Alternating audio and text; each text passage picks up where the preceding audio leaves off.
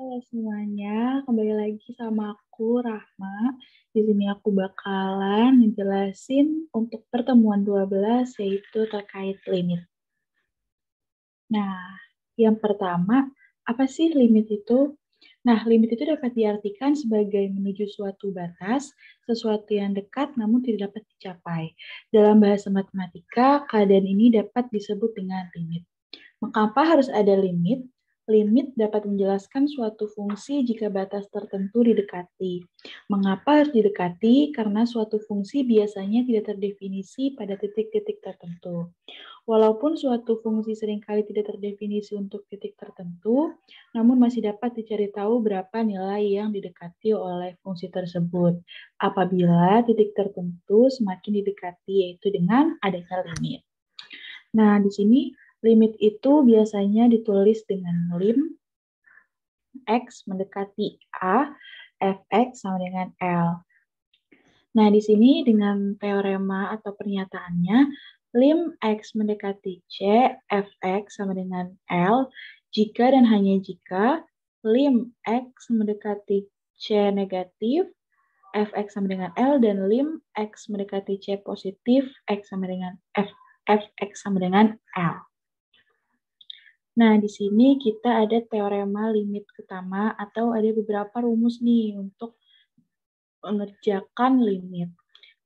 Nah, di limit yang pertama itu ada lim X mendekati C, K, maka hasilnya adalah K. Lalu lim X, di mana X mendekati C, maka hasilnya adalah C. Lalu lim KFX, X mendekati C, maka hasilnya adalah K, K-nya dikedepanin, dikali lim X mendekati C, Fx. Lalu yang selanjutnya ada lim Fx plus Gx, di mana X mendekati C, maka kita dapat mengerjakan satu-satu, yaitu lim Fx ditambah lim Gx. Begitupun untuk pengurangan dan perkalian. Lalu untuk pembagian, dapat dikerjakan satu-satu asalkan lim Gx itu bukan 0, karena semua pembagian itu tidak bisa dibagi dengan 0. Lalu yang ke-8 ada lim Fx pangkat N, di mana X mendekati C, maka kita dapat mengerjakan limitnya dulu, baru kita pangkatkan N. Lalu di sini ada lim Fx akar N, di mana X mendekati C, maka kita boleh mengerjakan limitnya dulu, baru kita akarin. Asalkan limit Fx lebih dari 0. Lalu yang selanjutnya ada bentuk limit. Nah, di sini tuh yang pertama kita bakalan belajar tentang limit tertentu untuk di pertemuan 12 ini. Nah, ciri khas dari limit tertentu itu dia bentuknya adalah lim Fx, di mana X mendekati A. Dengan A ini biasanya adalah angka-angka konstanta. Nah, dia itu mempunyai penyelesaian. Yang pertama ada cara substitusi. Nah, cara substitusi itu langkahnya dengan mengganti peubah yang mendekati nilai tertentu dengan fungsi aljabarnya. Berikut adalah beberapa contoh yang dipahami. Nah, jadi kita substitusi angka X-nya itu dengan nilai yang mendekati limit tersebut.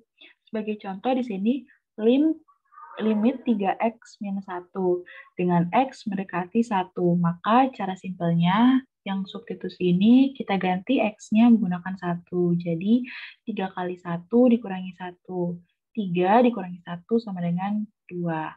Jadi nilai dari limit fungsi aljabar 3x min 1 sama dengan 2. Lalu contoh yang kedua adalah di sini bentuknya kuadrat. Sama saja, jadi kita langsung substitusikan di sini karena nilai X-nya itu mendekati 2.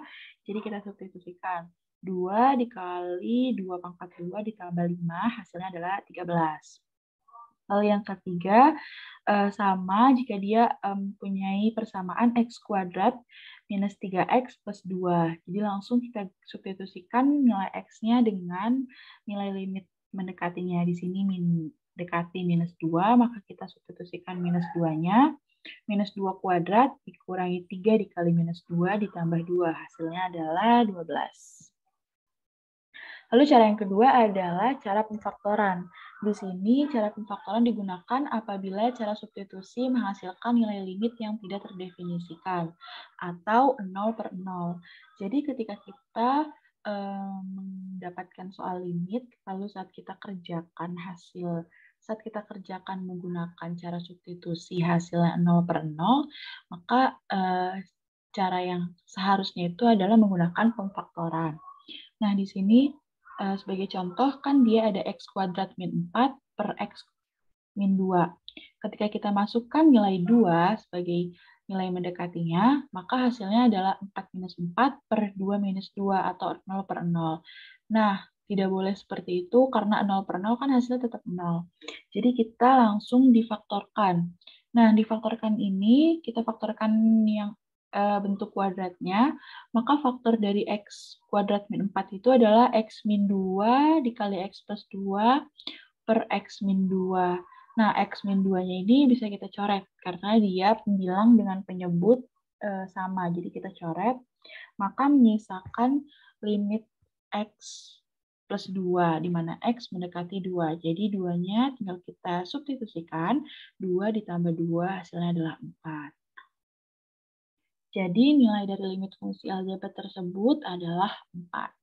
Lalu untuk contoh yang kedua, yaitu di mana nilai limit fungsi aljabarnya dia ada x kuadrat plus 4x min 5 per x min 1.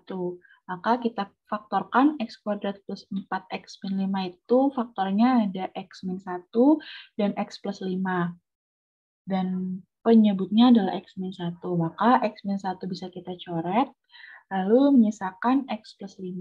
X plus 5 ini, x-nya kita ganti dengan nilai yang mendekatinya 1, maka 1 tambah 5 hasilnya adalah 6.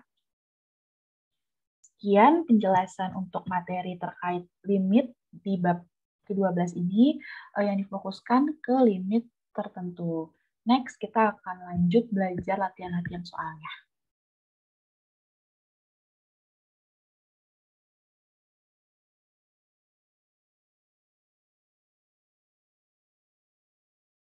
Baik, selanjutnya kita akan membahas tentang latihan soal untuk pertemuan 12 terkait limit. Nah, di sini yang sudah aku bilang tadi di sebelumnya, untuk pertemuan di ke-12 ini fokusnya pada limit tertentu. Nah, di sini aku punya soal limit x kuadrat min 3x plus 2 per akar dari x min 2. Di sini limitnya mendekati 2. Nah, karena di sini ada bentuk akar, jadi untuk menghilangkan akarnya itu kita kalikan akar dengan akar. Jadi pembilang dan penyebutnya kita kalikan dengan akar. Sama-sama dikalikan akar x min 2. Jadi di sini yang bagian atas x kuadrat min 3x plus 2 dikali akar x min 2, dan yang bawahnya kuadrat dari akar x min 2 yaitu x min 2. Lalu di sini dia x kuadrat min 3x plus 2-nya kita faktorin, didapatkan x min 2 dikali x min 1 dikali x min 2 dikali akar x min 2, dan penyebutnya adalah x min 2. Lalu x min 2-nya bisa kita coret, jadi hasilnya adalah x min 1 dikali akar x min 2. Terus kita substitusikan nilai x-nya di sini mendekati 2, jadi 2 minus 1 dikali 2 dikali akar 2 minus 2. Hasilnya adalah 1 dikali 0, hasilnya adalah 0. Lalu lanjut lagi kita latihan soal yang kedua, yaitu bentuknya akarnya di atas. Jadinya akar 3x min 2 minus akar 4x min 3 per x min 1. Nah, yang membedakan dengan yang sebelumnya, karena yang sebelumnya itu kita langsung kalikan akar, karena dia tidak ada operasi penjumlahan ataupun pengurangan. Sedangkan yang di sini itu ada operasi pengurangan, maka dikalikan dengan akar lawan dari operasi tersebut. Jadi di sini minus, maka lawannya adalah plus. Jadi kita kalikan akar plus akar. Nah, di sini kita kalikan, maka didapatkan kuadrat dari akar 3x min 2 minus akar 4x min 3 kuadrat. Dan untuk penyebutnya, kita tulis lagi x min 1 dikali akar 3x min 2 ditambah 4x min 3. Lalu hasil dari yang kuadrat atas itu tinggal kita buka aja kuadrat dan akarnya. Jadi 3x dikurangi 4x itu min x. Min 2 plus min 2 min 3. Jadinya plus min 2 plus 3 yaitu 1. Jadi yang di atas itu min x plus 1. Lalu kita keluarkan dengan penyebutnya masih sama. Lalu yang selanjutnya kita keluarkan minusnya. Jadi minus x min 1 dan yang bawahnya masih sama. Kenapa kita keluarkan minus? Karena kita ngelihat di penyebutnya ini ada x min 1. Jadi agar bisa dicoret, maka kita kalikan minus untuk pembilangnya. Jadi pembilangnya itu minus x min 1, x min 1-nya kita coret, maka menyisakan minus 1 di atas. Dan di penyebutnya ada akar 3x min 2 plus akar 4x min 3. Maka ini adalah bentuk akhir penyelesaian, jadi tinggal kita substitusikan nilai x-nya yaitu 1. Jadi satunya ditaruh di sini dan di sini. Jadi minus 1 per 3 dikali 1 min 2 dalam akar plus 4 min 1 min 3 dalam akar. Jadinya minus 1 per akar 1 ditambah akar 1. Akar 1 itu hasilnya 1, jadinya minus 1 per 1 tambah 1, 2. Hasilnya minus 1 per 2, minus setengah. Oke, selesai pembahasan terkait latihan soalnya. Semoga kalian dapat memahami penjelasan dari aku. Mohon maaf apabila ada kesalahan. Sampai jumpa di pertemuan selanjutnya. Dadah.